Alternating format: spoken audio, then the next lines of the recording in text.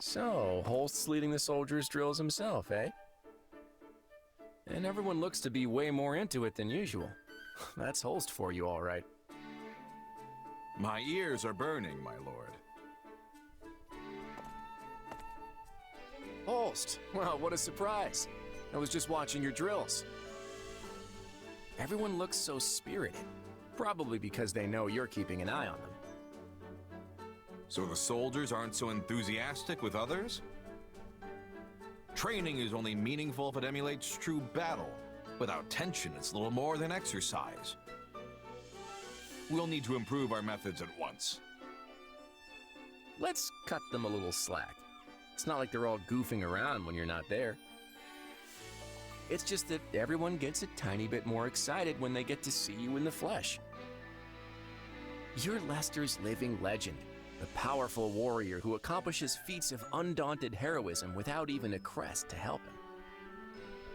And they get to train and fight with you? Seriously, it's probably the biggest thrill of their lives. Ha! You have quite the gift for flattery. But someone like me is nothing when compared to the 10 elites. Of course, I wouldn't walk away from that fight empty-handed.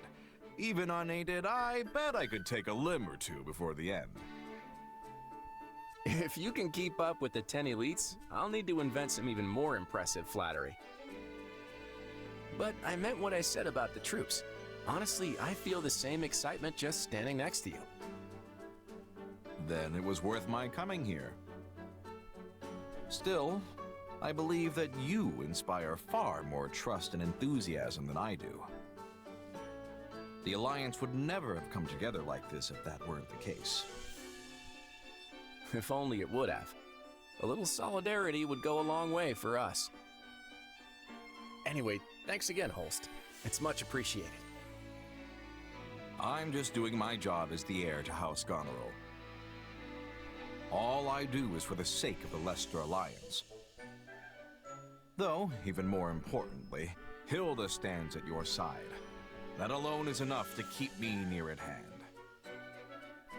It sounds like I need to thank Hilda instead, then. It couldn't hurt to do so, but also keep her safe. As you know, I've sworn to protect Fodlan's throat, with my very life if need be. So if the Almirans turn their attentions to it, I'll have no choice but to return there at once. And if that happens, we'll be right there with you to drive them back. Call it a gut feeling, but I suspect their next attack will be a battle that changes Fodlan's fate forever.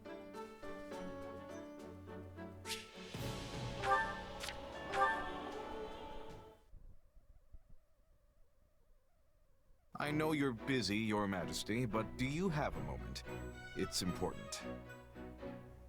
If it's really important, I have all the moments in the world. What's this about? There are so many possibilities, I can't even guess. As you are well aware, we've cast away Leicester's old alliances and begun anew as the Federation. And we've now joined forces with the Empire to overthrow the kingdom and dissolve the Central Church. You're happy with all that, right? Of course, Your Majesty. I would even go so far as to say I'm your greatest supporter. I appreciate that. I feel much more secure in my position as king knowing I have your support. I am fully confident you'll be able to fulfill our goals in this war, but my question concerns what happens after that. You say you want to remove the Church's authority from Fodlan and build society anew. That's right. The systems that currently bind Fodlan were all created by the Church to serve their own interests. Now, I won't say they're all bad in and of themselves, but ultimately, they exist to maintain the authority of the Church of Seiros. And so long as we revere them, Fodlan will never be able to move forward. Do you agree? Let me make sure I understand. When this war is over, you wish to step back and reevaluate both the existing system of nobility and our manner of faith. And you also wish to establish relations with people from other lands and those who follow other faiths. Is that accurate? Exactly. I want to knock down the walls that keep us closed in. See, I knew you'd get it. Does this also extend to Fodlan's throat? Will you throw open its gates and look to establish a friendly relationship with the Almirans? Yes, of course. It will depend on how they respond to our overtures, but that's what I'm hoping for. And what of House Goneril, a family long seen as the enemy of the Almirans? Would you send its only daughter to form a marital bond with the Almiran royal family? Is that a possible scenario? Huh? Are we talking about Hilda? Our house has no other daughters. Ah, okay, I see where this is going. Don't worry, Holst. I may be the king of Leicester, but I've no interest in also being a royal matchmaker. But what if the next king of Almira turns out to be a kind and decent man? What if Hilda even likes him?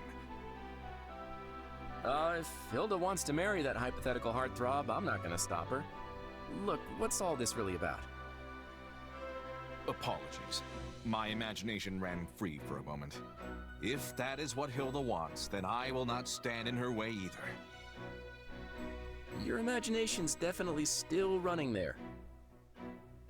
I'm just as worried about Hilda's future as I am about Leicester's. Maybe even more so. I completely understand, so let me just say this. I believe that both Leicester's and Hilda's futures are as bright as they can be. All I ask is that you trust me. I shall take your words firmly to heart. All I ask in return, Your Majesty, is that you continue to safeguard my sister, no matter what may come. You got it. And, wow, you're really serious about this, Holst.